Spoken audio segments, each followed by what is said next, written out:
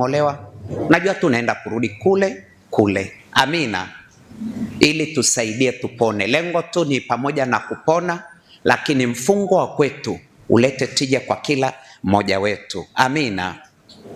Sasa tulipoondoka tulipeana ile listi, na kumbuka ile listi utakaa nayo, ile ubaki nayo, ukienda nayo kwenye maungamo, badala yale maungamo ya changala macho na kungamia, dhambi zangu ndo hizi, siongama miaka 2, mwaka na nusu, nimesema uongo, nimeiba, hivyo tu hivyo tu hivyo tu. Kambia you are not serious, wala hata kuna maungamo pale.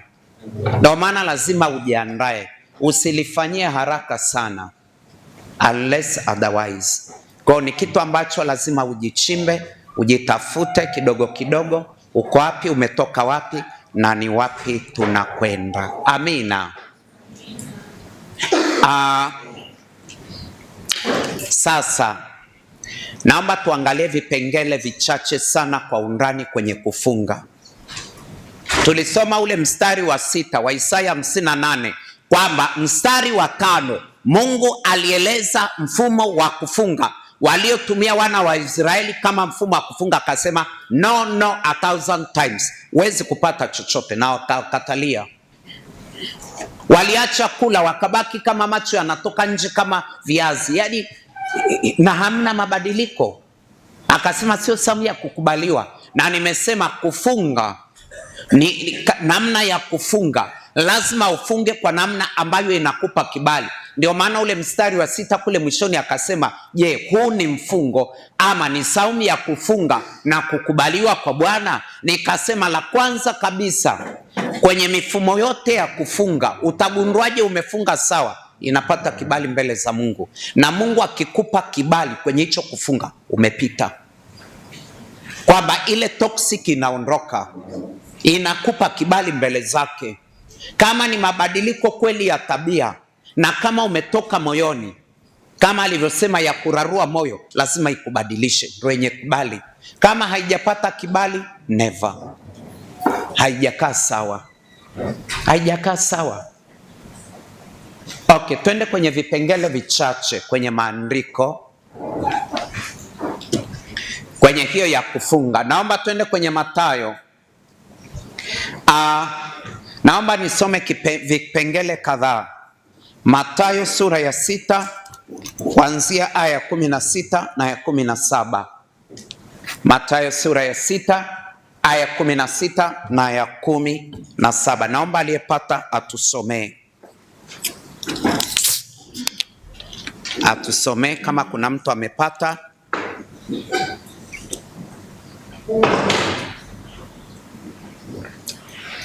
Sawa.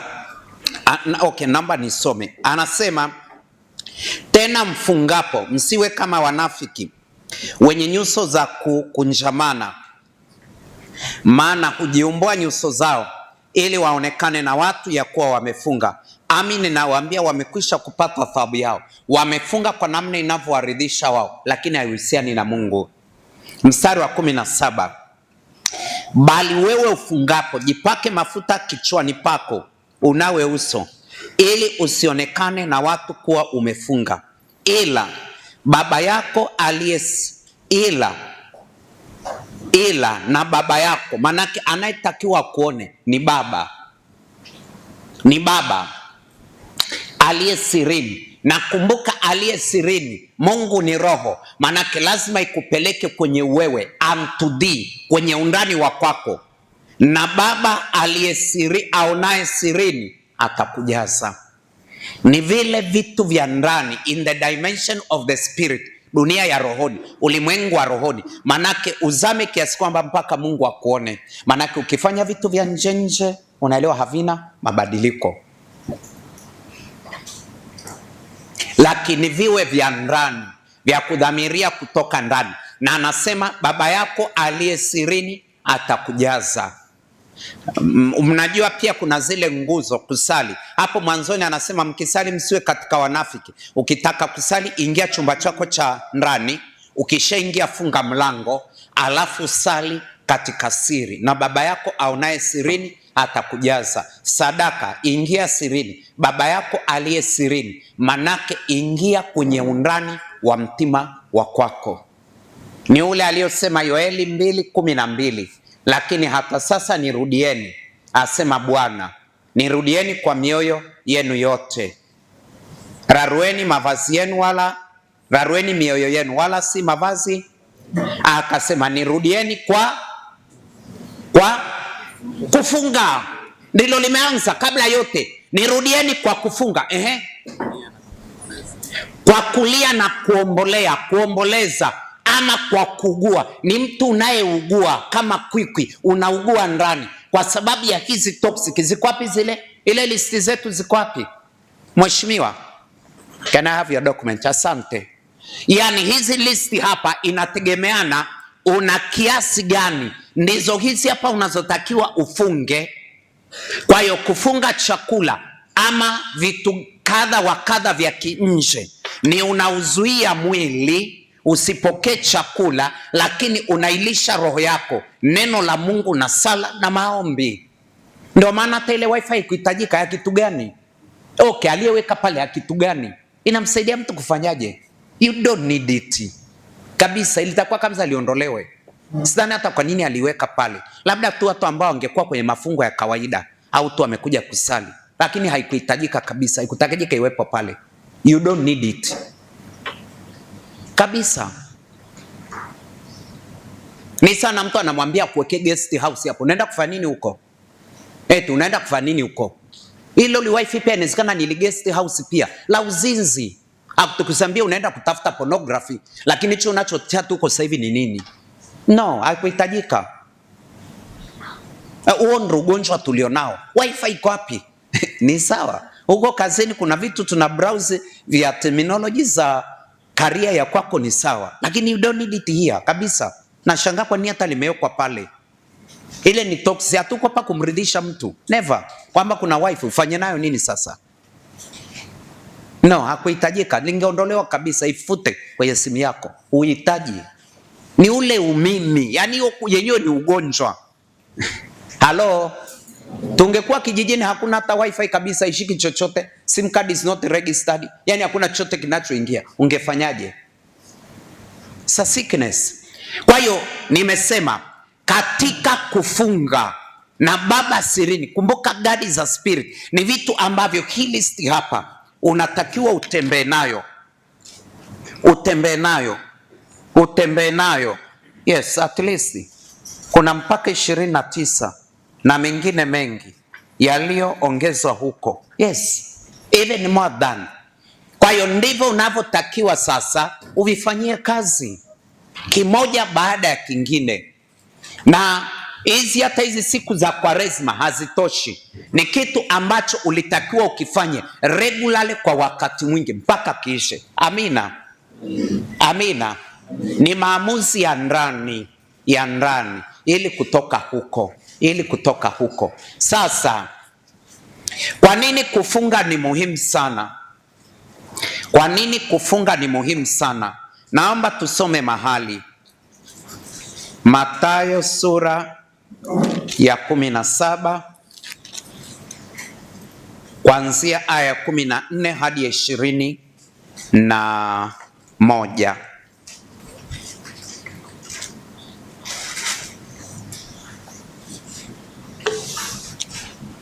Kwa nini kufunga ni muhimu sana? Kuna incidents ilitokea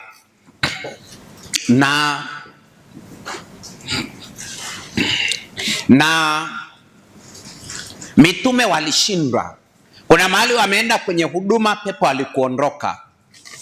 Naomba nipasome kwa haraka. Anasema, nao walipofikiria mkutano, mtu mmoja akamjia akampigia magoti akisema, Bwana, umrehemu mwanangu, kwa kuwa ana kifafa na kuteswa mengi, maana mara nyingi huanguka motoni na majini. Nikamleta kwa wanafunzi wako asiweze kumponya. Yesu akajibu akasema, enyi kizazi kilichopotoka, nitakaa pamoja nanyi hata lini? Nitachukuliana pamoja nanyi hata lini? Mleteni kwangu. Yesu akamkemea yule pepo, akamtoka yule kijana tangu saa ile. Kisha wale wanafunzi wakamwenda Yesu kwa faragha wakisema, mbona sisi hatukuweza kumtoa? Yesu akawaambia, kwa sababu ya upungufu wa imani yenu. Kwa maana amini nawaambia, mkiwa na imani kiasi cha punje ya haradani, utawaambia mlima huu ondoka hapa uende kule, na utaondoka, wala halitakuwapo neno lisilowezekana kwenu. Mstari wa 21. Kuna mtu mwenye kwenye Biblia? Naomba tusome wote kwa pamoja. Mathayo 17:21. Naomba tusome wote kwa pamoja. 1, 2, 3, go.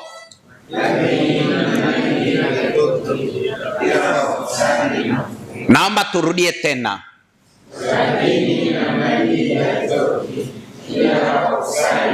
Yes, ya namna hii. Naomba tena mheshimiwa, ile listi, yule mwenye listi aliandika vizuri listi yake, usikute imeandikwa kichangala macho. Ndio hii.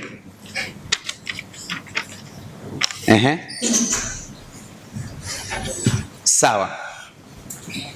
Okay, kadiri ilivyoandikwa hii listi ya mheshimiwa, nimeona wengine wana 29, wengine yako 23. It's okay, nategemea alivyoandika. Sasa baadhi ya vitu vilivyoko hapa, kuna vingine Yesu anasema haviwezi kuondoka ila kwa kufunga na kusali. Kuomba na kufunga haviwezi ondoka. Hata kuungama, kuungama sio shida, lakini kuungama, je, kweli Mungu atakusamehe? Lakini ukiondoka utarudia ile driving force kama ndago ambazo zimebaki ndani ya namna hii. Kwa hiyo kufunga, kwa nini kufunga ni muhimu?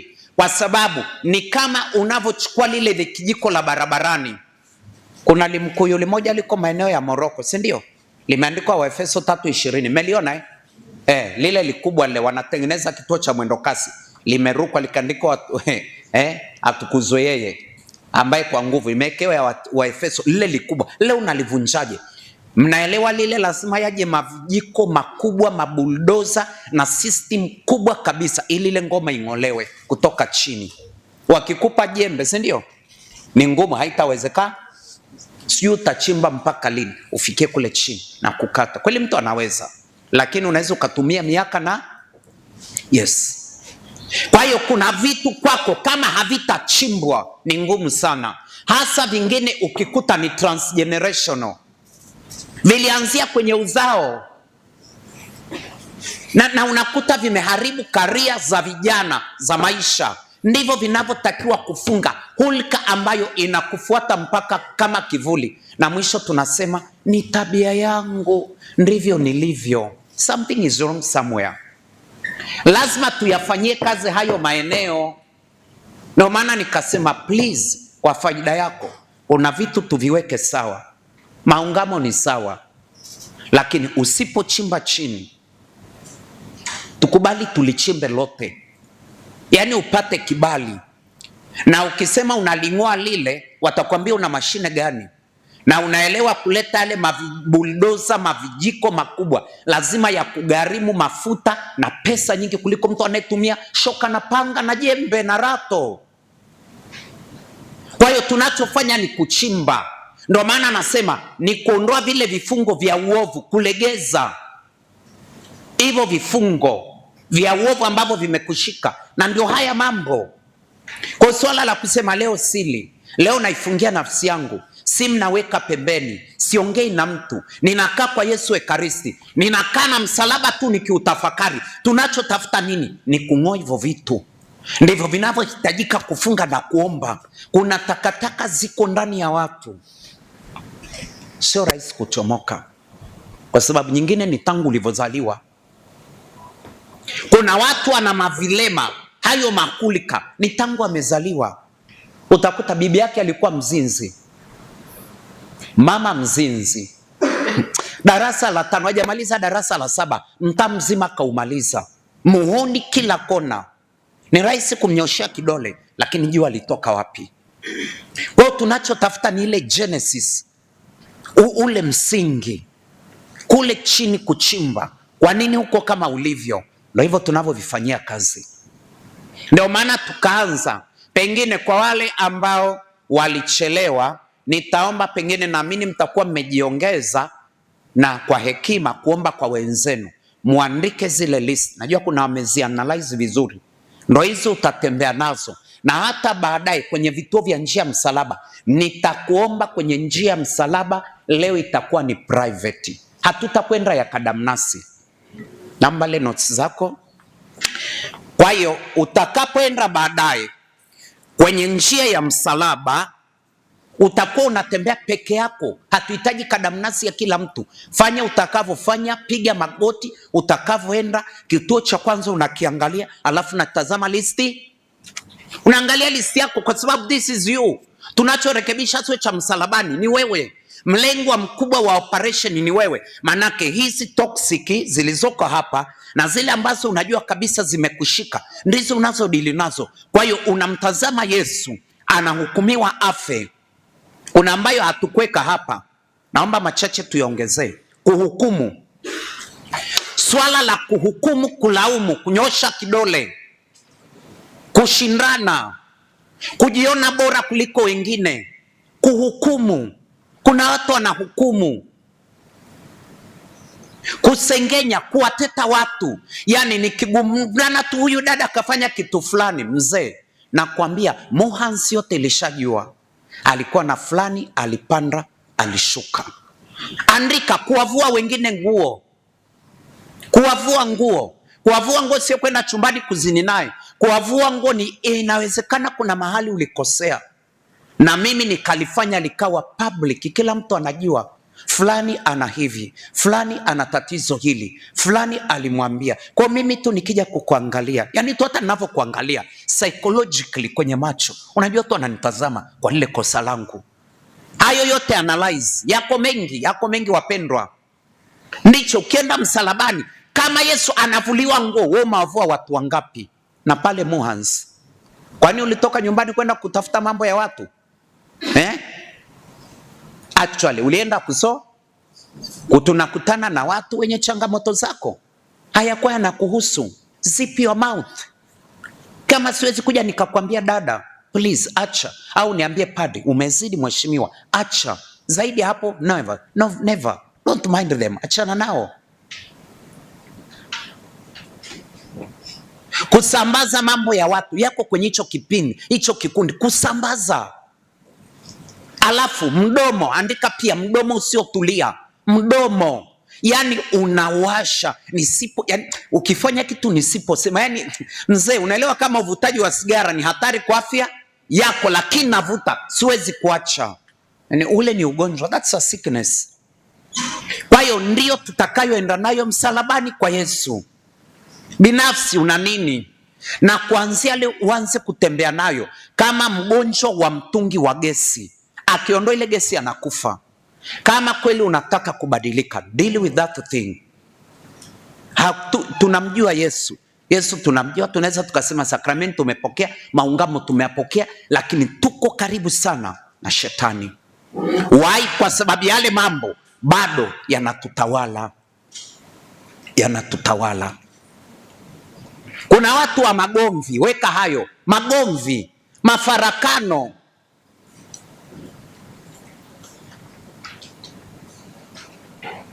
Kuweka kinyongo, pengine kisasi, kuweka kinyongo.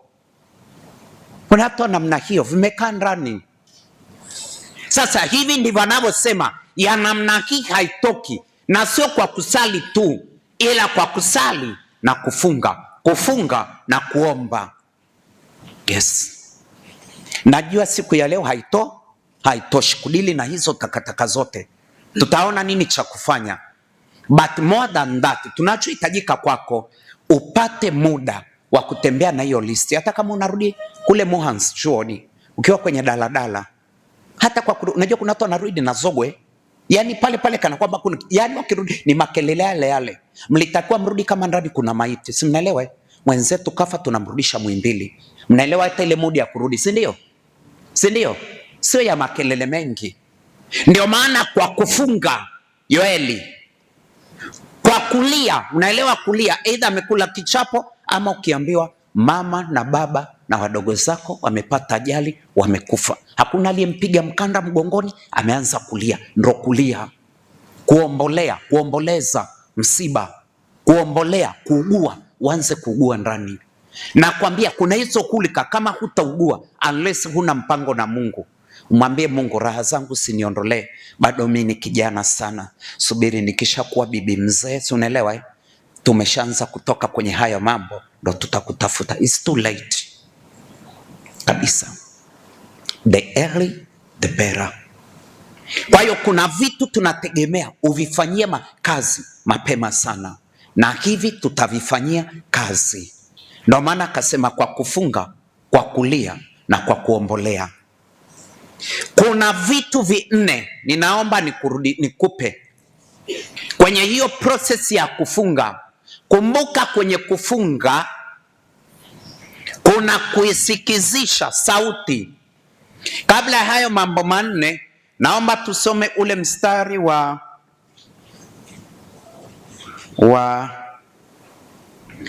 Isaya. Turudi pale kwenye Isaya, alafu nitakupa hayo mambo manne. Isaya 58.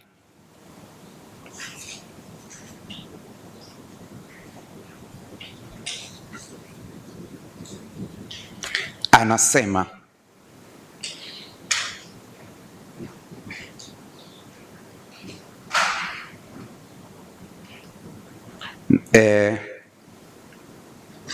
mstari wa 4, tazama ninyi mwafunga mpate kushindana na kugombana na kupigana kwa ngumi ya uovu, kusemana.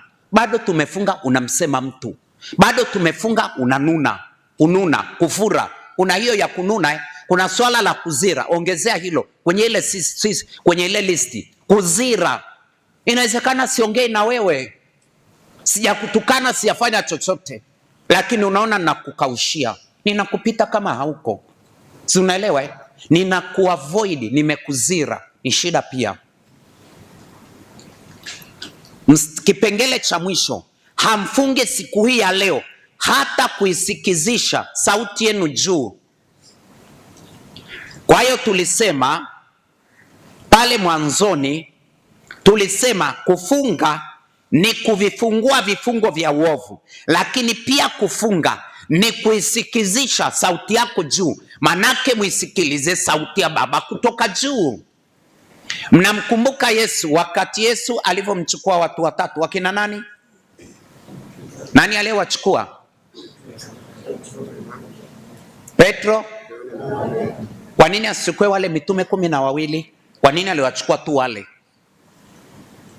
Kwa sababu wale walitakiwa wapelekwe ICU, emergency, haraka, wodini wasingekaa. Petro, Yakobo na Yohane, wale wana wa Zebedayo, wale walikuwa pia ni hatari. Ndio maana walikuwa ni hatari kabisa, na vichwa ngumu. Ndio shida tulizonazo.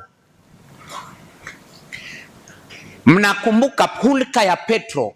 Petro ndiye aliyemzuia Yesu wakati Yesu anamwambia tunakwenda Yerusalemu na kila kilichoandikwa kitatimizwa.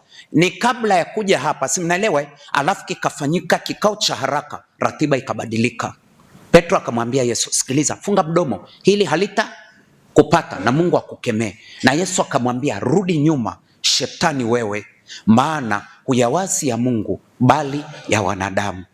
Mathayo 16:23. Rudi nyuma shetani wewe. Yesu akamwambia huyawazi ya Mungu. Kwa hiyo kwenye kufunga sio tu kuondoa zile vifungo, lakini kuna kusikiliza, listening, kuisikiliza sauti ya Mungu.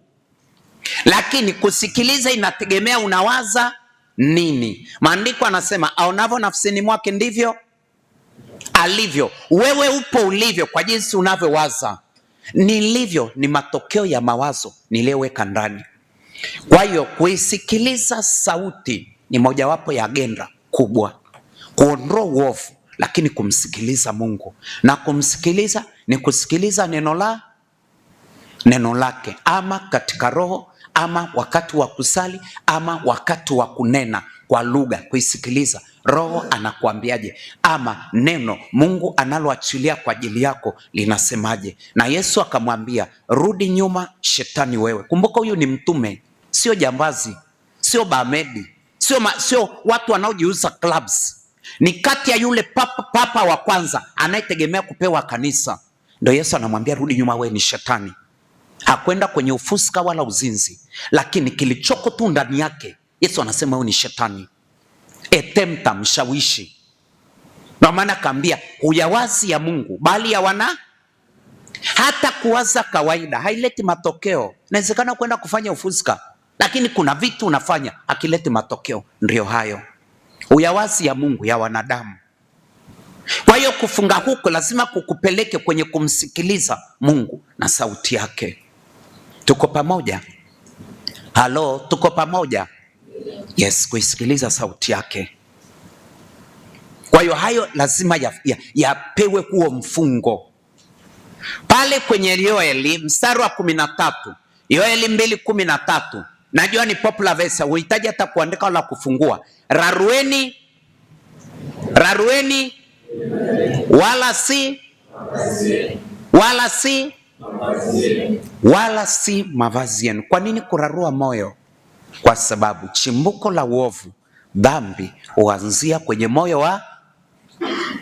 Hata shetani alivyoumbwa, Lucifer, maandiko alivyosema alivyotenda dhambi lilianzia moyoni mwake. Was perfect till iniquity, wickedness was found in him.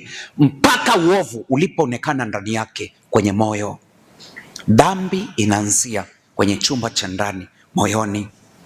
Usipoanzia huko ndani, hata kama ungeenda kwenye maungamo ya popofu leo, still utarudi tu huko. Kwa lazima tuende ndani. Ndio maana akasema rarueni mioyo yenu. Major operation. Unajua operation kubwa, si unaelewa? Ya wale madaktari bingwa na wamesaini, tukakubaliana either kufa na kupona na viondolewe hivyo vitu. Ndio maana tukaanza na ile listi ili ujue nini cha kuondoa, kipi kinatakiwa. Mengine anaweza kutumika hata mwaka huu, kwa sababu mizizi yake inategemea ilienda kiasi gani na imekaa ndani yako kiasi gani. Tutayafanyia kazi hayo.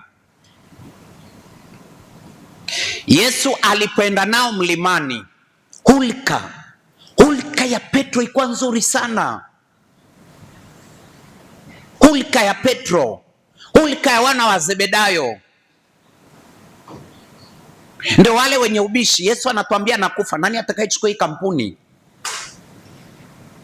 Watu wa kujipendelea vitu vya mbele, wachoyo, kutafuta ukubwa. Na mnakumbuka baada ya kutoka mlimani, si ndio?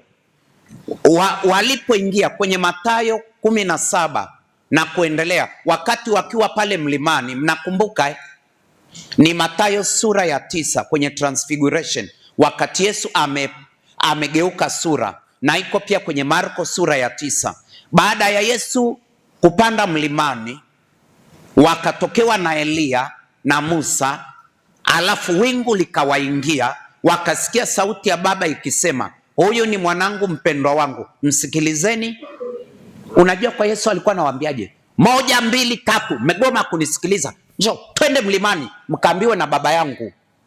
Ikabidi Mungu awaambie nyie msikilizeni huyu. Alafu Petro akachanganyikiwa, akaambia tujenge vibanda kwa sababu ya utukufu. Baada ya kutoka hapo, unajua tabia za watu ni za ajabu. Yale matoto ya Zebedayo yakatoka hapo mbio kwa mama yao, mama nenda kwa Yesu. Tulichoona mama ni cha ajabu. Nenda kwa Yesu mwambie watuweke vile viti kule mbinguni, high table, waziri mkuu na makamu wa rais. Ndio wakakimbia kwa mama yao. Mama akampigia Yesu, nini unachoomba? Ninaombi, ombi langu amuru mmoja awe waziri mkuu kule mbinguni, mwingine makamu wa rais. Yesu akatazama, nyie manyoka ninyi, hata sio nyoka, minyoo wa porini, mnauliza kitu gani? Ile hulka ya umimi sio kitu kirahisi. Ndio maana vinahitajika kufunga na kuomba. Kwa sababu hiyo kuna kuingia kwenye mfungo. Hujawahi acha, you need that thing, ili hizo toxic zitoke ndani yako, na tutadili na kizo toxic ambazo inawezekana zipo ndani ya watu. How to get rid to that thing ambayo imewashika watu. Ndio maana nikasema njia msalaba tu ipo, sio shida. Lakini wazee, tusipochimbua hicho kitu. Nimekaa parokiani, nimekaa na Wakatoliki kwa rezima, wako vile vile. Nikasema mwaka huu njia msalaba very rare anafanyaga na watu. Nataka naambia fanga peke yako. Hilo ni la kufunga na la kusikiliza. Naomba niende kwenye kipengele kidogo kinachosema kutafakari, kwa sababu pia ilikuwa ni kipindi cha kutafakari. Kutafakari manake unakaa na ile listi. Samani mheshimiwa, kwenye listi yako uliandika vizuri. Unakaa na hii listi, unaiweka pembeni. Nisikilize kwa makini, unaweka msalaba pembeni. Kwa hiyo unakaa na msalaba na hii listi. Kwa nini mimi nina tabia ya nyoka, nguruwe? Yesu akawaambia, kama Mungu angekuwa baba yenu, mngalinipenda mimi, kwa maana mimi nalitoka kwa Baba. Okay, kama Mungu baba yao ni nani? Maana yake anasema kama angekuwa ni baba yako usingefanya hivyo. Mstari wa 45, mbona hamyafahamu hayo niwaambiayo? Ni kwa sababu ninyi hamwezi kulisikiliza neno langu. Ninyi hamwezi kusikiliza, listening. Hamwezi kusikiliza kwa sababu gani? Neno ni kama hawana masikio. Watu ambao tuna tabia hizo hatuwezi kusikiliza, kwa sababu ukitoka hapa unarudi kule. Tabia ya mbwa hurudia matapishi, nguruwe hugaagaa kule alikotoka. Ndio shida. Anasema mbona hamyafahamu hayo nisemayo? Ni kwa sababu ninyi hamwezi kulisikiliza neno langu. Naomba tusome mstari wa 20 na wa 44 kwa pamoja. Ndio maana lazima uwe na Biblia. Hata kwenye simu kama hauna, please, sorry, it's a shame. Unaweza kuwa na ma-app yote lakini neno la Mungu hauna. Sawa, Biblia kubwa hivi kuibeba kwenye begi labda sawa, lakini hata kwenye simu. Lakini takataka zote tunazo. Tusome mstari wa 44 kwa pamoja. 1, 2, 3. Ninyi ni wa baba yenu. Wanaonekana kama wanadamu, lakini Yesu anasema no. Na usipoangalia hayo yanakutawala. Endelea.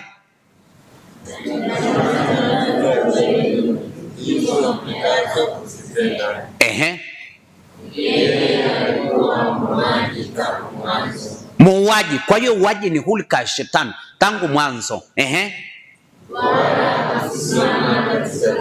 Katika kweli. Manake kama usimami katika kweli, unasimama katika uongo. Ndio maana tumeanza na uongo. Ni hulka na sio udhaifu. Endelea.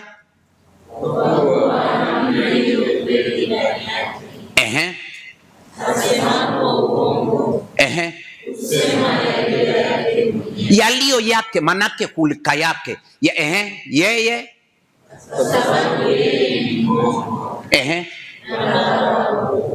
Yes, yeye ni muongo na baba wa kuwa uongo. Na wahakikishia, haijalishi tumekuwa kwenye mazingira gani, uongo ni uongo. Ukikaa katika huo ni hulika ya nyoka. Ndio maana tumeanza na nyoka. Yes. Wengi tunajidanganya ni udhaifu. Sio udhaifu. No, please. Ni hulka. Unless hujasoma maandiko na kuiangalia kwa marefu na kwa mapana. Sasa watu wao hawawezi kusikiliza. Listening is too hard. These people are hard-headed. They have not that ears to hear. Hawana halo masikio. Yesu anasema mwezi kusikiliza kwa sababu you are another speech ya adui. Yes. Ndio maana unatakiwa uyachimbe moja moja. Usiandike tu ukafiche. Unahulika gani, imetoka wapi na ni ya namna gani? Ndio hiyo anayosema. Kwa hiyo hatutaweza kupitia moja moja. Ni marefu sana. Ni marefu mno. Ni marefu, hatutaweza. Tutakaa mpaka asubuhi na tumalizi. Na kwa sababu muda wetu ni kidogo. Kwa hiyo hayo mengine utaanza kuyachambua moja moja, usiaruke. Take them seriously. Ni hulika za adui, nyoka, hulika za nguruwe na mbwa mwitu. Mbwa kuyarudia matapishi yake na kugagaa. Make up your mind kwamba sintarudi huko. Mstari moja tu tusome. Mathayo sura ya 3 aya ya 7 na ya 8. Naomba tuisome kwa pamoja. Mathayo sura ya 3. Tusome kwa pamoja, 1, 2, 3.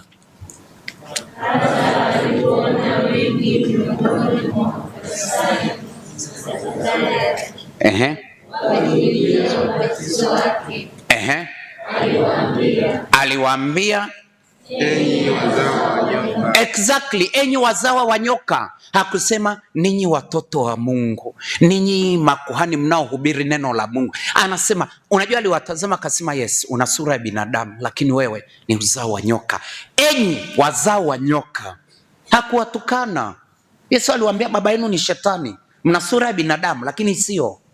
Ndio hivi tunavyotakiwa wapendwa, tuvichimbe. Mtu asikudanganya. Haya mambo ni hatari, hayahusiani na Ukristo na haiwezekani kuingia mbinguni kwa haya. Endelea.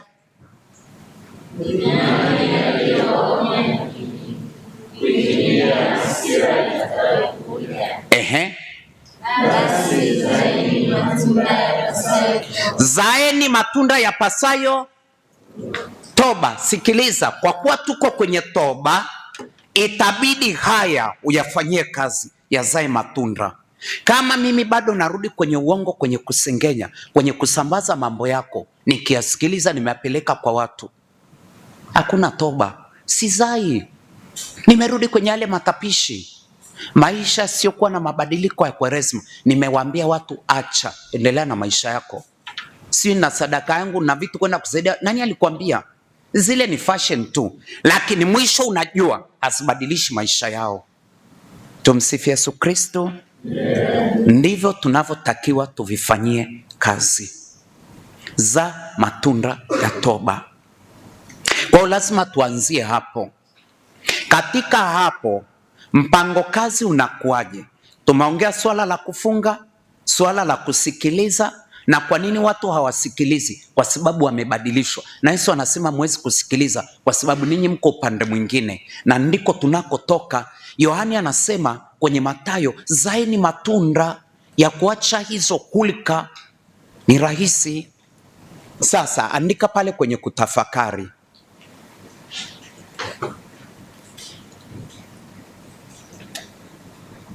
Naomba nianze na swali. Ninajua watu wako busy, si ndio? Kama mwanafunzi chuo, mambo tena ya hospitalini, maabara, whatever, odini, mambo ni mengi, si ndio?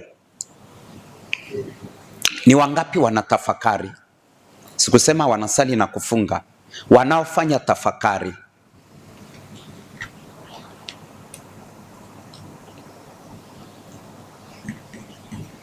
Kwa muda gani unatumia kwa siku? Katika masaa 24. Dakika 10, nusu saa, twende kwa sauti. Lisaa moja la kutafakari. Wow. Yes. Lisaa ni nidhamu kubwa sana, discipline kubwa. No matter what happens, I have 1 hour for meditation, ya kutafakari. Kutafakari ni kukaa na neno, ni kama unavyokula, you chew, unakula, unavunja. Na kwa mfano, tunasema wewe ni ugali unaotembea, si ndio? Physically wewe ni wali unaotembea, ni maharage. Acha kula, tutakuona baada ya wiki unaondoka, si ndio? Kwa hiyo ni kweli biologically tuna prove, si ndio, kwamba wewe ni kile unachoku, you are what you eat. Mtu hataishi kwa mkate tu, ni kweli anahitaji mkate, lakini pia katika neno. Kwa hiyo sehemu ya neno pia. Kwa hiyo kutafakari ni kama unavyokula tena kile chakula kizuri, na unakula bila haraka. Yes, ndo kutafakari. Na kutafakari ni kuruhusu neno la Mungu liishi ndani yako.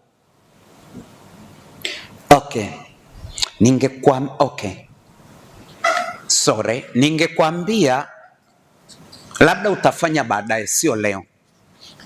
Nitakuomba utachukua ukurasa mpya hivi, sawa, kwenye diary ya kwako.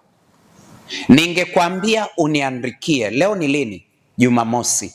Ningekwambia uniandikie mawazo yote uliowaza tangu Jumamosi iliyopita mpaka leo, tutakuta nini? Kuiba, kutamani, uzinzi, wizi, si ndio? Lisi itakuwa ndefu ndogo? Ndefu. Itakuwa kubwa ndogo? Kubwa. Anasema itakuwa kubwa. Mimi si uko upande wa kwako. Ulitamani uibe ikashindikana, si ndio?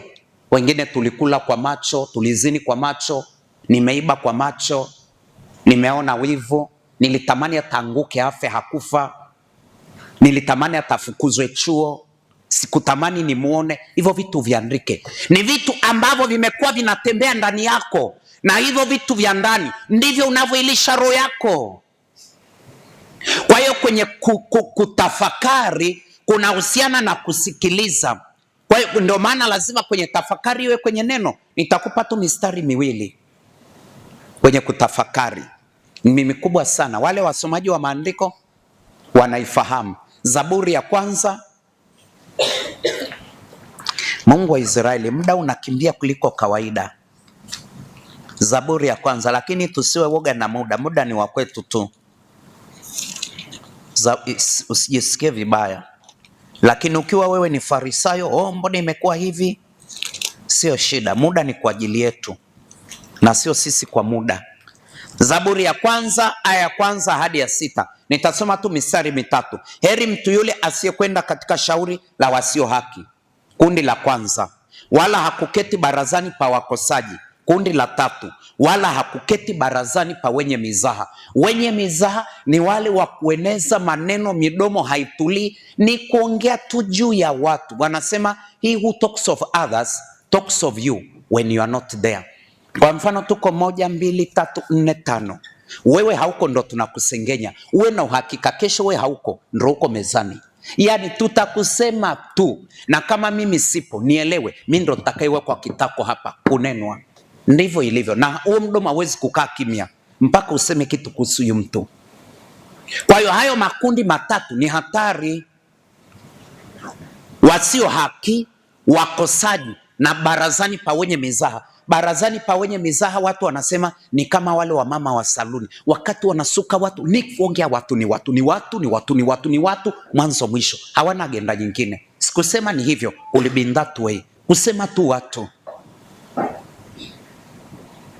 Mstari wa pili, bali sheria ya Bwana ndiyo impendezayo, na sheria yake huitafakari usiku na mchana. Kwa hiyo swala la kutafakari sio la dakika moja. Lisa, najua ni specifically. Kwa mfano, unapotoka hapa kurudi chuo, moyoni mwako unawaza nini? Unapokuwa kwenye mwendo kasi unarudi nyumbani ama chuo, unawaza nini? Yani ni something that goes on in your heart. Unaongea na nini na nini, mazungumzo gani yanapita ndani yako? Ndio kutafakari. Bali sheria ya Bwana ndiyo impendezayo, na sheria yake huitafakari. Scope of meditation day and night. Matokeo kule yakaelezwa. Matokeo ya kutafakari ndio hiyo. Atakuwa kama mtu uliopandwa kando kando ya vijito vya maji, uzao. Manake huyo mtu, those are successful people and prospers. Watu wanaofanikiwa na kwenda mbele ndio hao. Andiko la pili, Yoshua. Kitabu cha Yoshua sura ya kwanza aya ya kwanza hadi ya 9, lakini tutaangalia tu ile aya ya 8. Nitaomba tuisome wote kwa pamoja. Aya ya 8, Yoshua 1:8. Nitaomba tuisome wote kwa pamoja. Kitabu cha Yoshua sura ya kwanza aya ya 8. Yoshua sura ya kwanza aya ya 8. 1, 2, 3 go.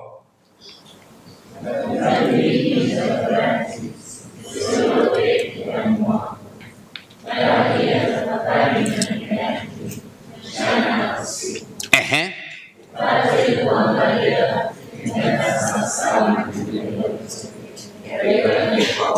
Ehe. Ehe.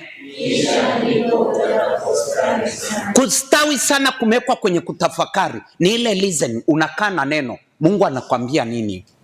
Watu wasio tafakari, it's okay, lakini sana kama wanaenda sana. Yes. Tumsifu Yesu Kristo. Yule kiongozi, wale wa maungamo wapo, ajaribu kuangalia communication, wale viongozi waangalie wale watu wa maungamo kule kama wako tayari, ili tusipishane nao. Nafikiri tumeelewana. Sasa ndilo la kutafakari usiku, na anasema kitabu hicho cha Torati kisiondoke kinywani mwako. Sio maneno ya huyu dada kwako. Kama amekosea una legitimate ya kumwambia no, umekosea, lakini sio kumsema. Mstari wa mwisho kwenye hilo eneo la kutafakari, naona Roho ananiambia ni useme Wafilipi 4:8. Naomba tusome kwa pamoja.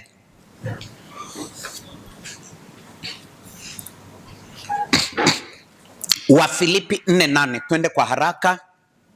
Huo mstari mmoja tu una vipengele 8. Wakati ukivisema nitavihesabu. 1, 2, 3, go.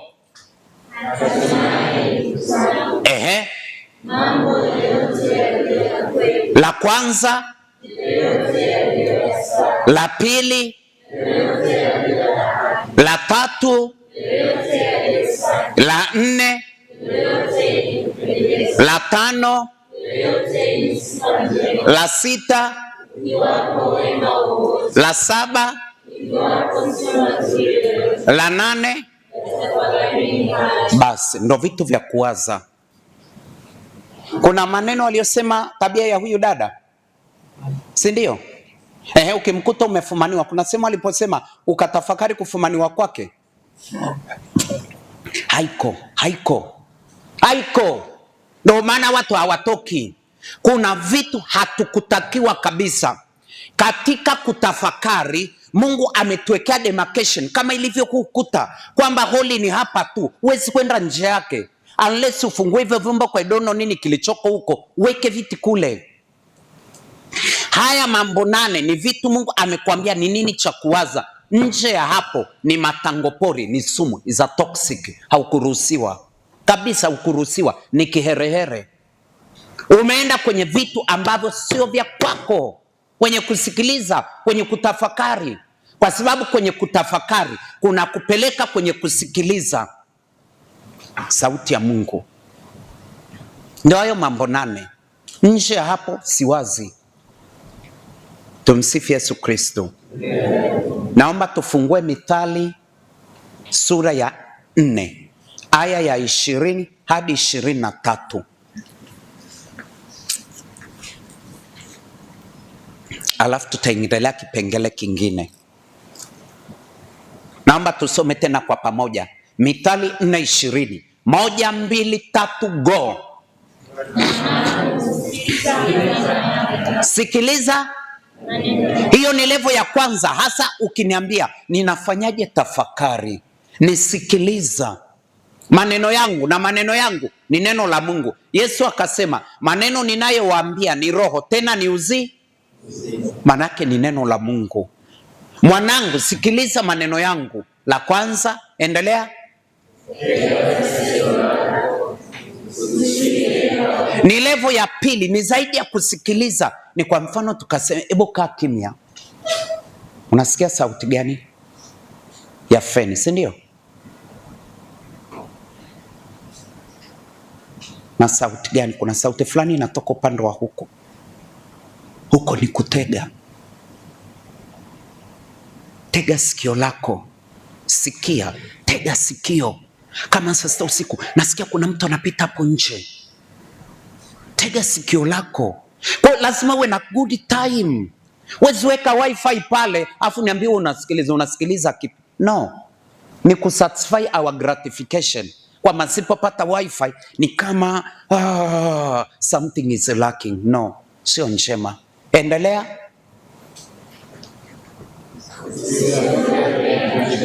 Yaani kiasi kwamba nikikutazama nikutazame na jurisdiction ya neno. Yes. Uzihifadhi ndani ya moyo wako. Endelea. It's a life to those who find it. Na afya, manake hata maombi ya kufunguliwa hatuita. Kama hilo neno lenyewe tu ukilipokea likavu likavu, kama ugali wa moto ukiushusha, linaleta uzima na afya. Si kusema niombe niponywe hapa, hatuhitaji. Hutahitaji kabisa. Endelea.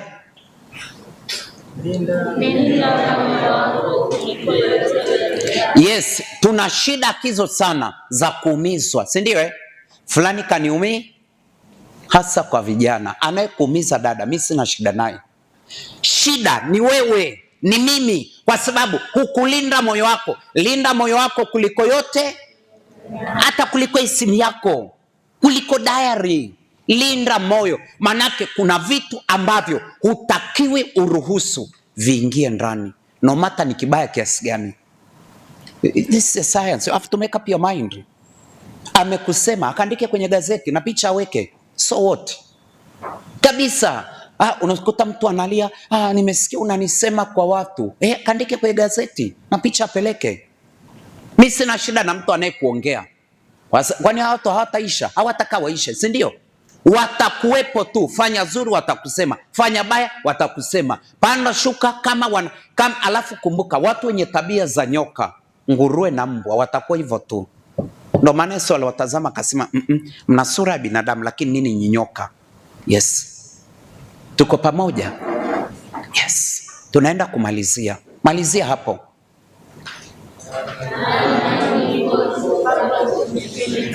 Mstari wa 24. Uongeza hilo, kinywa cha ukaidi ni ile midomo. Wanasema ni kinywa cha ukaidi. Huyo mtu mdomo wake, hata kama ni swala la kuendesha, si unajua tumbo la kuendesha au matapisha hayana break, hayana break, yuko hivyo, mdomo wake uko hivyo. Huwezi tena nikasali Baba yetu uliye mbinguni wakati kinywa hiki hapa kimekuwa midomo ya ukaidi. Endelea. Kinywa cha ukaidi, midomo ya upotovu. Mpaka 27 utaendelea kwa wakati wako. Ni muhimu sana wenye kutafakari uyasikilize hapo, uyazingatie hayo. Wenye kutafakari ni lazima ujenge hulka ya kusoma neno la Mungu. Tumsifu Yesu Kristo. Yeah. Tuko pamoja. Kuna mtu anayetaka kufanya maamuzi magumu?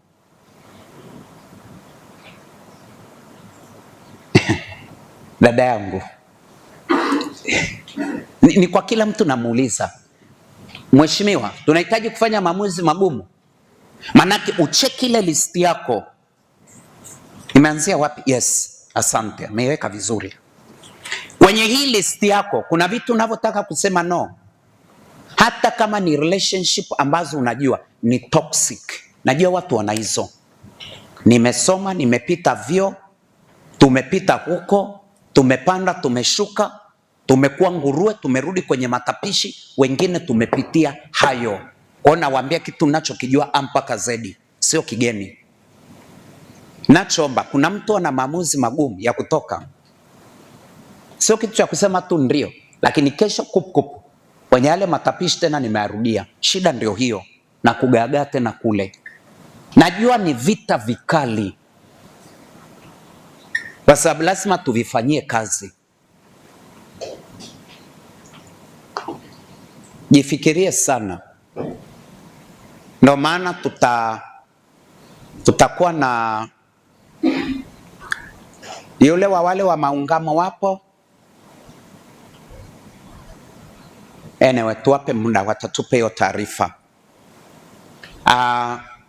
Najua kutakuwepo na swala la maungamo na swala la huduma, lakini pia swala la njia ya msalaba itabakia private. Tutatoa muda, unaweza ukaifanya leo hata kesho, popote. Amina. Yes, sio shida.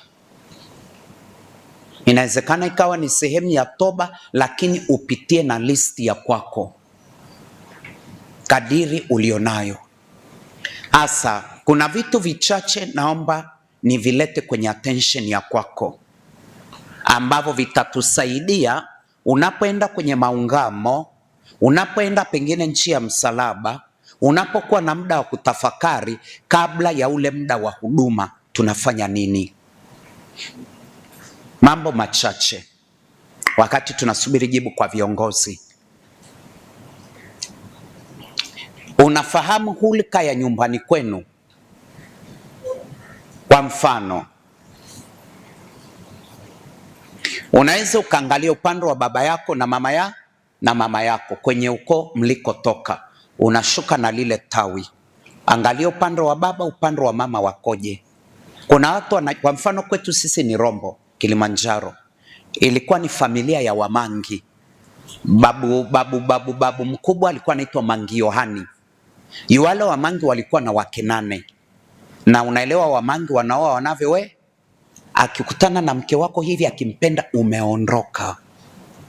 Kwa hiyo kama huyu ni wakwako unaenda kutafuta mwingine. Ukijaribu ni wale wanaopotea katika mazingira tatani. Yes, na kwa Wamangi unakufa peupe. Babu yetu sisi mzaa baba alikuwa na wake 3. Nyumbani tuko 8. Tuna half brother na half sister. Ingawa baba na mama na half brother wametangulia mbele ya haki. Kwa lakini hata baba yangu kuna mmoja huko, kuna mmoja huko. Na kule kwa kurukaruka hatujui hulika hizo. Nikiangalia kule kwetu kuna hulika za kwa waganga. Nilivyokuwa darasa la kwanza nilipelekwa kwa mganga. Wanasema nilipataga mawenge fulani hivi, nikasema nimemwona Yesu. Kwa marehemu mama yangu, shika mkono kup kwa mganga. Wazee, niligongwa chale za kutosha tumboni hivi. Alafu nikaekwa kitu kama kahawa iliyosagwa. Sio nini kiliwekwa huko ndani. La kwanza. Alafu nilishaletaga dawa ya uchawi kutoka kwa babu. Nikaileta sehemu inaitwa Kirongo Juu Useri, kutoka Kimanyato Tarakia kwa juu. Nilitumwa na mdogo wangu, nikaleta uchawi nyumbani ili marehemu baba yangu achukue eneo la mdogo wake. Hapa ni kwa baba, hapa ni kwa mdogo wake. Na mdogo wake na baba alikufa kabla tujazaliwa, na baba alitaka achukue lile eneo kwa sababu mdogo wake na baba aliacha binti na kitu cha namna hiyo. Fikiri umepitia wapi? Tunahitaji uponyaji. Yesu akuponye na hizo vitu usivyovijua. Naomba niulize, wangapi tumeenda kwa mganga kama mimi? Kuna wale tulienda kwa waganga, kuna wale tuliochanjwa. Usijisikie vibaya, mimi nimepelekwa. Yaani hapa unajua tuko kumwembarasi mtu Ningeweza tu tukafundisha nikakwambia nenda njia msalaba, waenda maungamo, tupige misa uondoke. Lakini tunachotaka upone. Mimi sisikia kubaya kwa sababu eti sikuzaliwa seminari tunafunga mikono. Tumepita huko. Wale tuliopelekwa kwa mganga, najua kuna watu ameenda kwa mganga akapewa dawa, akaenda kwa mganga akachanjwa. Mimi ni kupigwa mpaka chale. Waliopelekwa kwa mganga, either ukiwa mdogo au ukiwa mkubwa. Wow.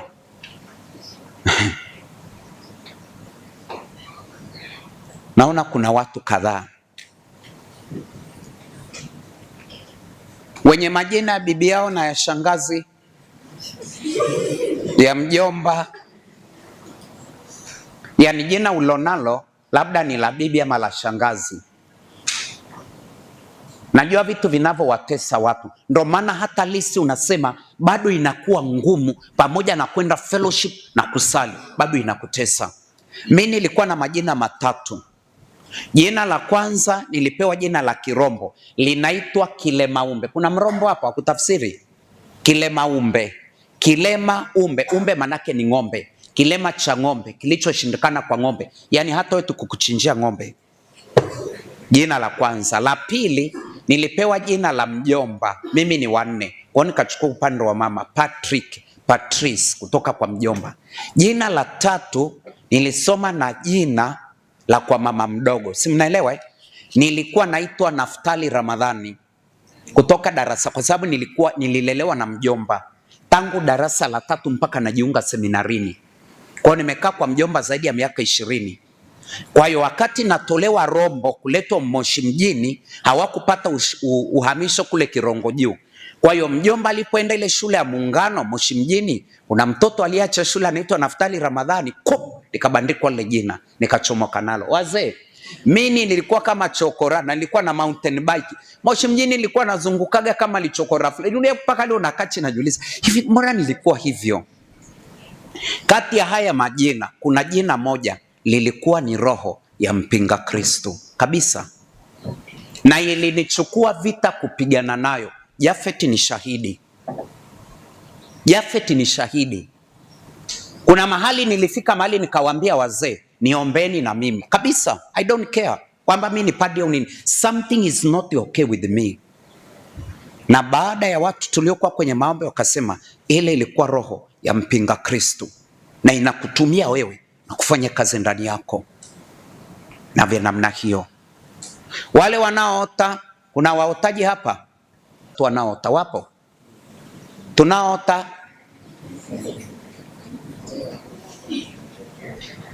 Nasema haya ili atusaidie. Hizi ni nyongeza za kwenda kufanyia kazi.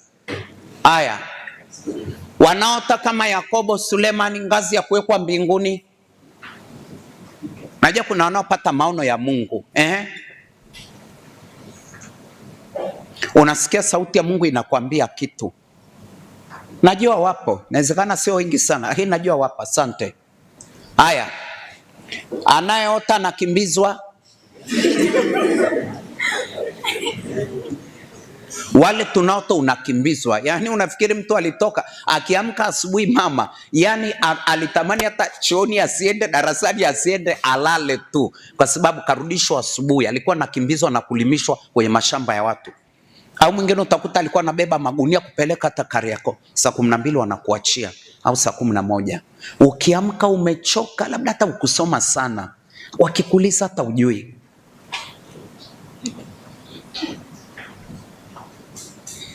Kuna watu wanaota wanazini. No, usijisikie vibaya. We are not condemning anybody. Unaota unazini na mtu, either unamjua ama haumjui. Anayetokewa na watu waliokufa, bibi yake, babi yake, marehemu waliokufa. Ukikaa hapa Dar es Salaam unajikuta uko kule kwenu Njombe, Mwanza, uko kule kijijini, au yuko makaburini. Watu waliokufa na vitu vya namna hiyo.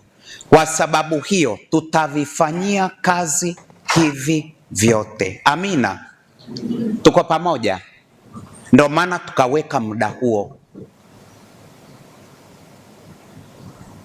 Mheshimiwa, tukikupiga CT scan na MRI, ndani yako tutatoa watu wangapi uliowabeba, waliokukosea? Wapo hawapo? Wapo. Watu waliokuletea umbea wa fulani kapanda kashuka, tutapata watu wangapi ndani yako? Wengi, wachache? Wengi. Wengi. Wengi, anasema wengi. Tunafanyaje? We need to work on that.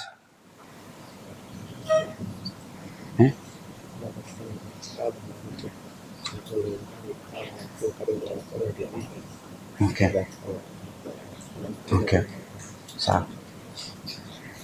Sawa. Wakikufungua wanapata watu wangapi ndani yako? Watapata wengi, wachache? Naomba utaandika kwenye daftari lako. Naomba wakati tutakapo kwenda njia ya msalaba ufanyeje?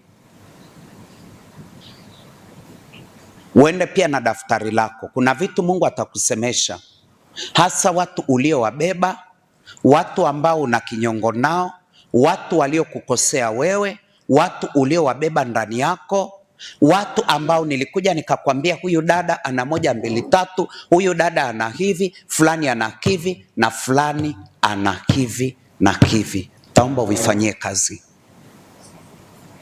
Tumeelewana? Yes. Nitaomba uvifanyie kazi. Lengo upate mabadiliko ya ndani, mabadiliko ya rohoni. Tumsifu Yesu Kristo.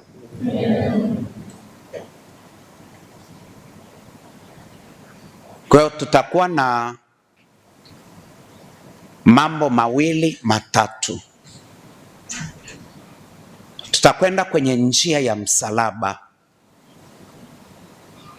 kwa wote, na utakuwa pia na daftari lako, daftari tu na diary. Wakati kituo kinaenda huku unafuatilia una nini na umebeba nini. Alafu tukitoka kwenye njia ya msalaba tutaingia kwenye maungamo. Kama mapadi watakwepo wako pale wakati njia ya msalaba inaendelea, na baadhi wanaweza kwenda kwenye maungamo ili kupunguza listi kama wapo, lakini hiyo listi itafanyiwa kazi kadiri itakavyowezekana. Na baada ya njia ya msalaba na maungamo tutajiandaa